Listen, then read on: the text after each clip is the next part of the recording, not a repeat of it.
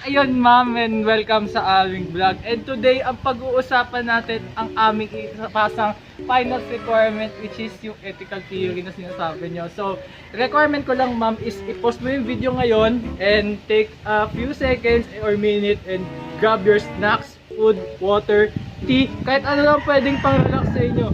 Basta, ang kailangan ko lang ma'am, mag-focus ka sa video namin. So, yun, ano pa hinihintay nyo ma'am? So, yeah. Hello everyone! We're here to tell and explain our group's go-to theory, which is Jean-Paul Sartre's existentialism. To better understand the theory we have chosen, we use this situation wherein most of the students can relate to, the online classes. One of the most recent public health emergencies of global concern is the recent COVID-19 pandemic, which started in China and almost infected every country in the whole world. Symptoms include cough, fever, and shortness of breath, which can be transferred through close contact with an infected person by coughing, sneezing, respiratory droplets, or aerosols. Though it affects people of all ages, it is most vulnerable to adults, children, and people with underlying medical conditions. As of this time, the number of infection and death is still increasing worldwide. In order to avoid the infection, containment, mitigation, contact tracing, self-isolation, social distancing, wearing a face mask, improved healthcare system, hand washing, and surface cleaning is recommended by the World Health Organization. The fight against the threat to COVID-19 pandemic suffered profound effects and impact on almost all sectors in the human race. These have resulted in the widespread disruption such as travel restriction, closure of schools, global economic recession, political conflicts, racism, and misinformation and controversies, to many of you. One of the most affected is the education sectors. The COVID-19 is still existent today. That is why we need to live with the new normal. If not contained, we need to live with the disease as viruses are constantly evolving. Most countries around the world have temporarily closed educational institutions to contain the spread of COVID-19 pandemic and reduce infections. This closure has affected more than 1.2 billion learners worldwide, with more than 28 million learners in the Philippines. Responses like community lockdown and community quarantine of several countries had led students and teachers to study and work from home, which led to the delivery of online learning platforms. However, the implementation of online learning posed different risks, problems, and challenges to both teachers and students, especially in the higher education institutions. Meet classmate Christian Jules or Morcelos. Jules is a third-year student taking up Bachelor of Science in Petroleum Engineering at Adamson University. He is from Margaux, Bulacan, and he decided to continue his education despite of this pandemic. There are a lot of things I've experienced in this COVID-19 pandemic.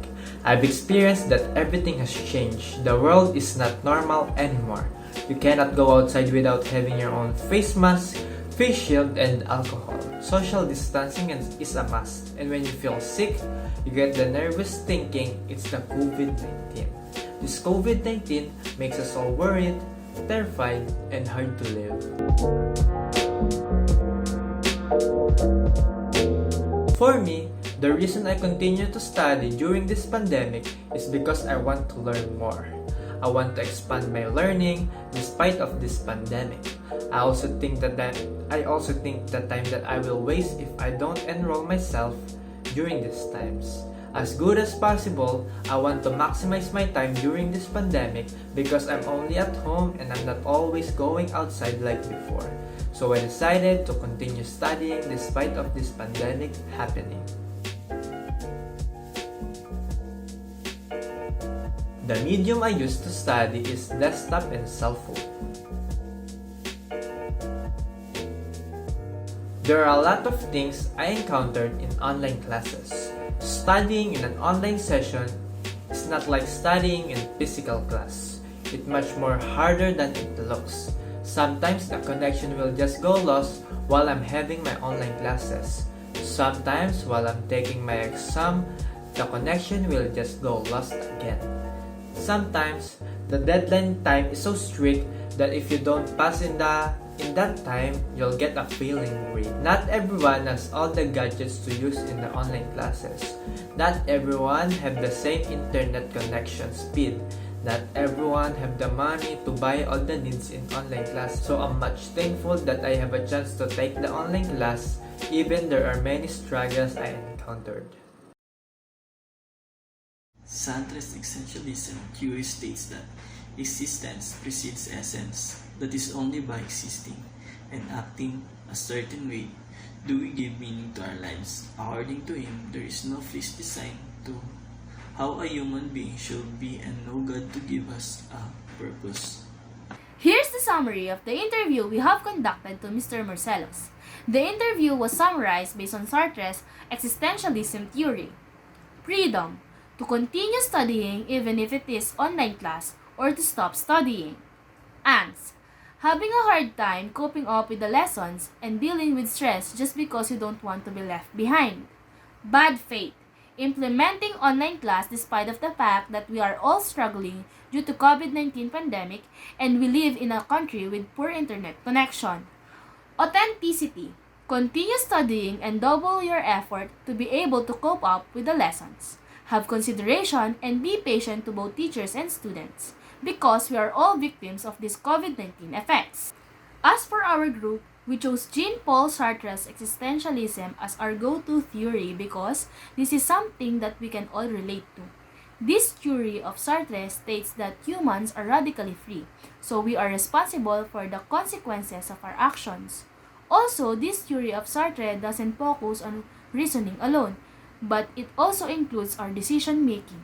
Existentialism states that our lives have no inherent meaning or purpose, but it is the purpose we create for our lives that gives them sense of meaning. We chose along with online class as our issue because our group can really relate to this, which makes this theory easy for us because it is based on our personal experiences as a student. It is much easier to understand if it is from your own experience. Since all of us are new to this new normal, especially in the online class, it's up to us on how we are going to handle the situation where we are right now. Any actions are made should conform to the standard of responsibilities, and these responsibilities will help us to exist amidst all situations.